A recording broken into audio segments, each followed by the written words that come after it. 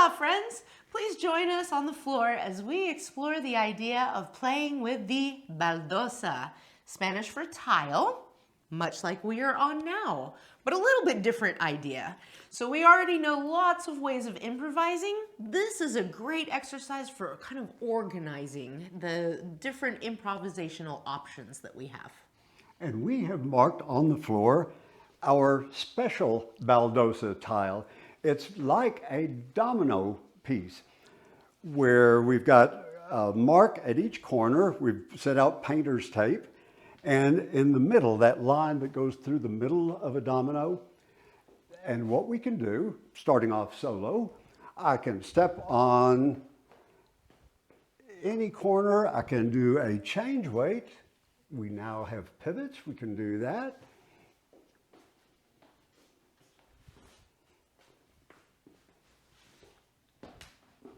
So basically, the dots represent opportunities at each point to do something different or to play with your improvisation ideas. Right. It's the idea that each dot is our moment when we arrive where we have those choices of pausing with the music or in our partner, resetting with our partner, or pivot or weight change and stepping.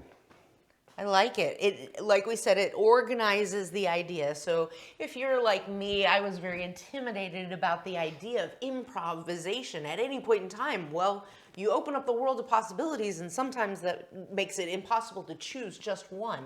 And so I love that this really gives you a distinct arena to make that decision in, if you will. Kind of like our game board. Let's see what it looks like with a partner.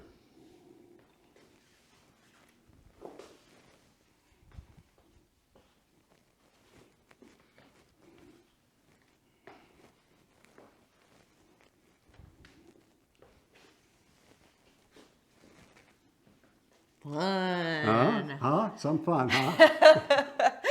So I think even as long as we have been dancing, having a little bit of constraint gives the creativity an opportunity to really flow. That's a great idea. Thought about opportunity. Constraints can actually facilitate creativity because we don't think of every possible thing. We have some focused energy. Exactly. So we hope that you have a lot of fun playing with your baldosa and that it gives you lots of opportunities to be as creative as you like. And when you're ready to move on, we will see you on the next exploration. Until then, abrazos.